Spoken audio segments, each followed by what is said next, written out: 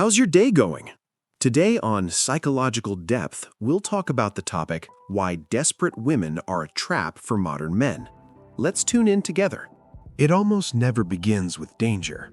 It begins with intensity, with a connection that accelerates faster than reason can track, with a sense of being needed in a way that feels rare, almost sacred.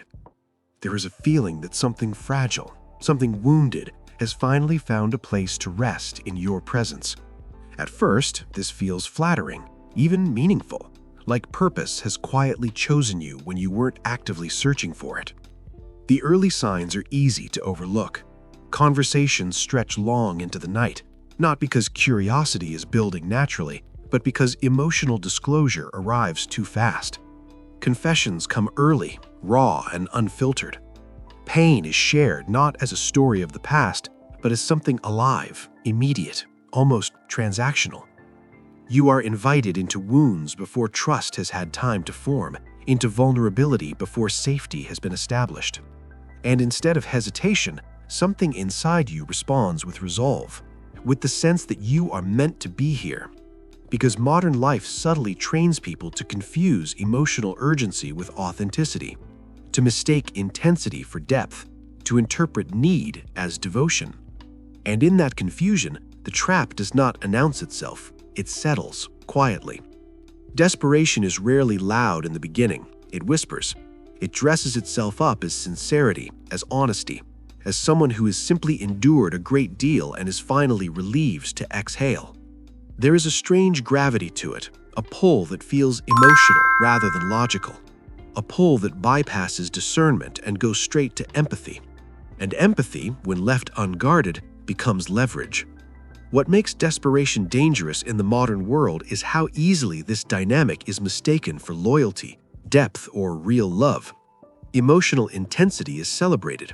Attachment is romanticized. Endurance is framed as virtue. But endurance without reciprocity is erosion. Gradually, priorities shift. Energy that once went into building a life is redirected into maintaining emotional equilibrium. Focus narrows, possibilities shrink, not because they are forbidden, but because you no longer have the bandwidth to see them. This is the cost few people warn you about. Not betrayal, not heartbreak, but gradual constriction. And by the time the trap becomes visible, it feels wrong to step out of it. There is usually a moment, often months in, when something feels off. Not dramatic, just heavy. Conversations start to feel repetitive. Emotional crises repeat under new names but lead to the same outcomes. Progress is always promised, always approaching but never quite arriving. Healing is constantly just around the corner, but somehow never here.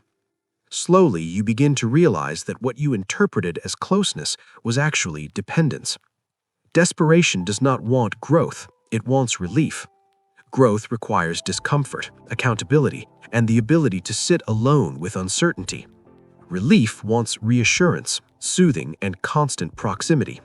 And when relief becomes the primary objective, the relationship stops moving forward, it circles. What makes this especially dangerous in the modern world is how easily this dynamic is mistaken for loyalty, depth, or real love. Emotional intensity is celebrated. Attachment is romanticized. Endurance is framed as virtue. But endurance without reciprocity is erosion. Gradually, priorities shift. Energy that once went into building a life is redirected into maintaining emotional equilibrium. Focus narrows, possibilities shrink, not because they are forbidden, but because you no longer have the bandwidth to see them. This is the cost few people warn you about. Not betrayal, not heartbreak, but gradual constriction. And by the time the trap becomes visible, it feels wrong to step out of it. Because leaving no longer feels like a choice. It feels like abandonment, like failure, like cruelty. So you stay longer than you should. You rationalize the warning signs. You tell yourself this is simply what commitment looks like, that this is what real relationships require. But something essential has already been lost: clarity. And without clarity, even the best intentions begin serving the wrong outcome. What makes this dynamic so difficult to identify is that nothing about it feels hostile while it is forming. There is no villain, No obvious manipulation, no dramatic moment that announces something has gone wrong. Instead, it unfolds through small adjustments that seem reasonable in isolation, even compassionate, until they accumulate into something quietly suffocating. On a psychological level, desperation reshapes attachment in subtle but powerful ways. When someone enters a connection carrying unresolved fear, instability, or abandonment anxiety, they do not relate from presence, they relate from urgency. Beneath every interaction is an unspoken question: will you still be here if I relax? That question is rarely asked outright, but it governs everything.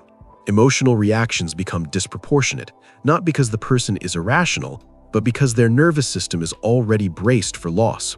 Small distance feels like impending disappearance. Neutral boundaries feel like rejection. Ordinary independence feels like threat. And without realizing it, the relationship shifts away from mutual discovery and toward emotional regulation. One person becomes the stabilizing agent, the grounding force, the emotional anchor. The other becomes reactive, constantly scanning for reassurance, confirmation, and signs that the bond remains intact. Over time, this imbalance rewires the dynamic. One side carries calm, the other discharges anxiety into the space between them. This is where the trap deepens, because the stabilizing role initially feels meaningful. It gives the connection weight. It creates the impression of being essential, irreplaceable, deeply trusted. And in a world where many people feel invisible, that role can feel intoxicating. You are not just wanted, you are needed. But need is not the same as desire, and it does not age the same way. As time passes, the stabilizer begins to notice that the emotional load never truly lightens. The crises change shape, but they do not resolve. The reassurance offered today must be offered again tomorrow, and again the following week, as if it evaporates the moment it is given. Progress stalls because the underlying insecurity remains untouched. What is rarely acknowledged is that desperation resists healing. Healing requires tolerating discomfort, accepting uncertainty, and learning self-regulation. Desperation avoids all three. It seeks immediate soothing instead. And when a relationship consistently provides that soothing from the outside, the incentive to develop it internally quietly disappears. This is why conversations begin to loop. The same fears resurface wearing different disguises. The same emotional conflicts return with slightly altered language. And each time you are subtly invited to respond as you always have, with patience, with reassurance, with accommodation. Not because you are forced to, but because deviating from that role now carries consequences. Distance triggers distress. Honesty triggers emotional collapse. Assertiveness triggers guilt. You begin choosing words carefully, not to communicate more clearly, but to prevent emotional fallout. You start managing moods rather than expressing truth. And without ever agreeing to it explicitly, you step into the role of emotional custodian. At this point, attraction begins to change its shape. What once felt like chemistry slowly turns into responsibility. What once felt spontaneous now feels monitored. The connection still exists, but it is no longer light. It demands upkeep, constant attention, emotional availability on demand. And here is the quiet irony. The more reliable and steady you become, the less romantic the dynamic feels. Polarity erodes when one person becomes a caretaker rather than a counterpart. Stability turns into predictability. Presence turns into obligation. Desperation does not create intimacy, it consumes it. Leaving now feels unthinkable, not because the relationship is deeply fulfilling, but because the cost of exiting has been emotionally inflated. You are no longer just walking away from a relationship. You are walking away from someone's sense of safety, someone's emotional balance, someone's belief that they are finally okay. That weight is heavy, especially for people who take responsibility seriously. So you stay longer. You explain away the discomfort. You tell yourself this is just a phase, that patience will eventually pay off, that loyalty means endurance. And in doing so, you slowly exchange self-respect for emotional peacekeeping, mistaking sacrifice for strength. What makes this a trap is not that it begins badly. It is that it rewards self-betrayal while punishing clarity. By the time awareness arrives, it comes quietly, not during conflict, but in solitude, as depletion, as a dull loss of enthusiasm, as the subtle realization that the relationship no longer expands your life, but contains it. You recognize that you are present, attentive, giving, but not truly met. And perhaps the most unsettling realization of all is that nothing overtly wrong has occurred. There is no betrayal to point to, no dramatic rupture, just the slow understanding that the connection has been organized around need rather than choice, relief rather than growth, emotional urgency rather than grounded desire. That is the moment the trap becomes visible. And once seen, it cannot be unseen. Clarity does not arrive as anger, it arrives as calm. Not dramatic calm, not the kind that demands confrontation or explanation, but the quiet calm that settles in when something finally makes sense. When the emotional fog lifts and you can see the structure of what has been happening without needing to blame or justify it. This is where understanding replaces guilt. Desperation is not something to fight or fix. It is something to recognize early and respond to honestly. When a connection forms around urgency instead of stability, around emotional hunger instead of mutual curiosity, the trajectory is already set. No amount of patience changes the foundation. What matters is noticing the signals before attachment deepens. Not the obvious signs, but the subtle ones. When emotional disclosure outpaces trust. When closeness feels rushed rather than earned. When intensity replaces consistency. When reassurance is required repeatedly but never seems to land. When boundaries feel heavy instead of natural. When space creates anxiety rather than desire. These are not moral failures, they are indicators. Once you recognize them, the question shifts. It is no longer what the other person needs, but what kind of relationship you're stepping into. One built on mutual choice, or one organized around emotional survival. Walking away from the latter does not require cruelty, it requires honesty. Not long explanations, not rescue attempts, not negotiations. Just the willingness to accept that compatibility includes emotional readiness, not just attraction or empathy. There is a common belief that leaving someone in a fragile state is heartless. But staying out of guilt is not kindness, it is avoidance.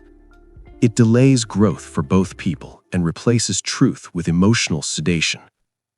Real compassion does not promise what cannot be sustained. What is often misunderstood in these situations is strength.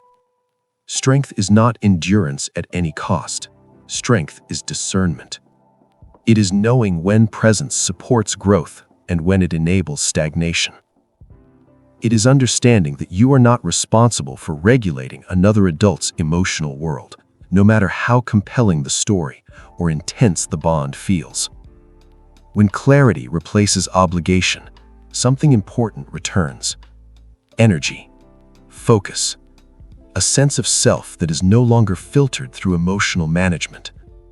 Relationships formed from this place feel different. They move at a human pace. They allow space without fear. They do not collapse when boundaries appear. They grow because both people are standing, not because one is holding the other upright. This distinction changes everything.